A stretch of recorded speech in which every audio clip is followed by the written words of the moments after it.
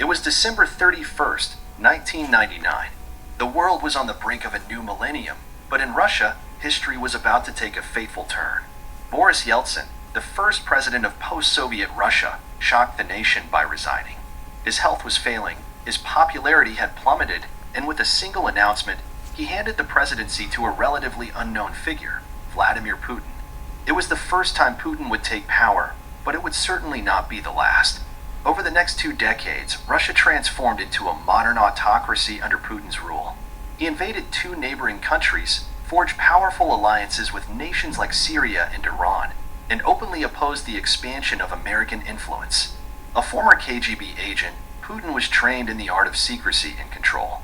Despite holding a degree in law, his true expertise lay in espionage.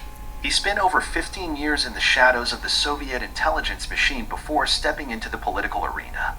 His leadership style is often described as an unusual blend of imperial absolutism and Soviet-era propaganda, earning him the title of the 21st century czar. With an iron grip, Putin has maintained near-total control over Russia. The nation's media is dominated by oligarchs loyal to him. Dissenters, critics, and even some of those closest to him have faced suppression or worse. More than 20 years have passed since Yeltsin's unexpected resignation, and yet, Putin remains. Since then, the United States has cycled through 4 different presidents, but in Russia, one man has stayed in power. And with each passing year, he has tightened his hold, employing political maneuvers that have allowed him to remain in office longer than any Russian leader since Stalin. If nothing changes, he could rule until 2036. To understand how Putin's ascent was possible, and how he may continue to dominate Russia for years to come, we must go back to the beginning. We must understand the man, the system, and the turbulent years following the Soviet collapse that shaped his rise. Born in October 1952, Vladimir Putin came into a world still scarred by the Second World War. His hometown, Leningrad, now St. Petersburg, had endured one of the most brutal sieges in history. His parents, like millions of Soviets, bore the deep wounds of that conflict. His father, Vladimir Spiridonovich Putin, was a war veteran, one of the few in his unit to return home alive after a devastating mission. Wounded by shrapnel, he carried the scars of battle for the rest of his life. Putin's mother barely survived the infamous siege of Leningrad, a blockade that lasted nearly 900 days, leading to widespread starvation, death, and even reports of cannibalism. According to Putin, she once collapsed from hunger and was mistakenly placed among the dead until she miraculously woke up. Vladimir Putin was the youngest of 3 children, though his older siblings had died before he was born. Like most Soviet families, his was poor. They lived in a small communal apartment, sharing a single room. They had no hot water, and their toilet was a hole in the floor, located near a staircase infested with rats. As a child, Putin and his friends would chase those rats for fun, until one day he cornered one, only for it to turn and attack him. That moment, he later recalled, taught him a crucial lesson. When backed into a corner, even the weakest enemy will fight back. A hot-tempered and rebellious child, Putin was notorious for misbehaving at school. He ignored assignments, threw objects at classmates, and frequently clashed with teachers. However, in the 6th grade, something changed.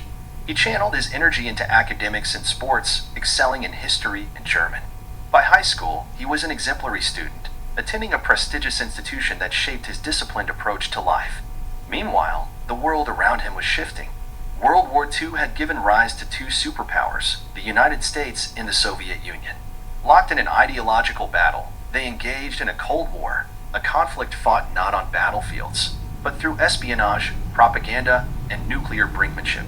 Like many young Soviets, Putin was drawn to the secret world of intelligence. He trained in Sambo, a martial art developed by the Red Army, and later earned a black belt in judo. But his ambitions extended beyond physical combat. After graduating from law school, he joined the KGB, the Soviet Union's infamous intelligence agency. The KGB was more than a spy organization. It was a tool of state control. Its agents conducted surveillance, crushed opposition, and ensured Soviet power remained unchallenged. Operating in secrecy, it wielded fear and manipulation to maintain absolute order. During his time in the KGB, Putin was stationed in East Germany, a Soviet-controlled state behind the Iron Curtain. What exactly he did there remains a mystery, but speculation suggests he may have worked with criminal networks, supplying arms and intelligence. Then, in 1989, The Berlin Wall fell. Putin watched as the Soviet grip on Eastern Europe crumbled. The Cold War was drawing to a close, and the Soviet Empire was teetering on the edge of collapse. 2 years later, in 1991, the Soviet Union dissolved entirely, and with it, the once mighty KGB was dismantled. Putin resigned from the agency and returned home to St. Petersburg, where he found himself drawn into politics. There, he reconnected with Anatoly Sobchak, his former professor and the city's mayor. Sobchak took Putin under his wing, marking the beginning of his meteoric rise. Meanwhile, in Moscow, Boris Yeltsin had become the first president of the newly formed Russian Federation. At first, his leadership was met with optimism. He sought to integrate Russia with the West, embraced capitalism, and pushed forward sweeping reforms. But the transition from communism to a free market was chaotic. The economy collapsed. Corruption ran rampant. The once mighty Soviet Union was now a shadow of itself, struggling to find its place in the New World Order. By the mid-1990s, Yeltsin's popularity had plummeted to near single digits. His government, desperate to restructure the economy, sold off state-owned companies in what became the largest privatization effort in history. But instead of fostering prosperity, this move created a new class of ultra-rich oligarchs, men who controlled vast portions of Russia's wealth, and whose fortunes were closely tied to those in power. As Yeltsin's health declined, so did his grip on the nation. He needed a successor, someone loyal, someone strong. And in the shadows, Putin was waiting. The stage was set for one of the most consequential political ascents of modern history. And as Russia stepped into the 21st century, Vladimir Putin stepped into power. Once there, he would do everything in his power to ensure he never had to leave.